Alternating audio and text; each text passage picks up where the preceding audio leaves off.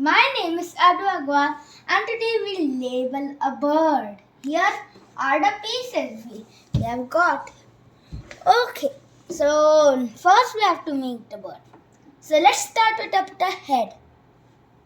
Let's place the head here with the beak on it. Now we'll have this and the stomach of the bird and the wing of the bird to be joined like this. Now we'll just match it up here because some yellow patches are still there. So we'll match it up like this. Now let's do the feet. The feet will go in this hole here, and then this will go here like that. Okay, we have made the bird. Now we have to just label it. So let's start with the wings, or with the beak, I mean to say. Okay, where's the beak here? Can you guess? I'm going to give you 5 seconds for you to guess it. Okay, so the beak, just fell it down. Don't worry, I can do it. Okay, the beak is here. So we'll place it above the beak here. See? Okay. So now we'll start with the wings. Okay, can you guess where the wings are? I'll give you 5 seconds. 2 seconds. Okay.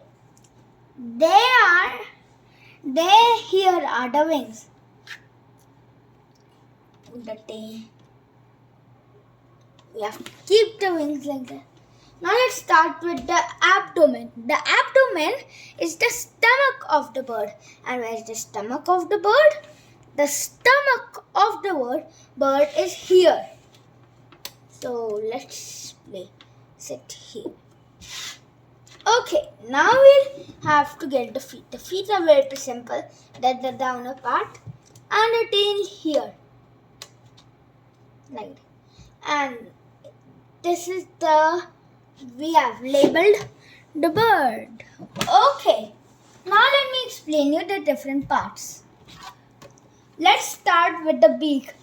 Different birds have different types of beaks depending on the food they eat.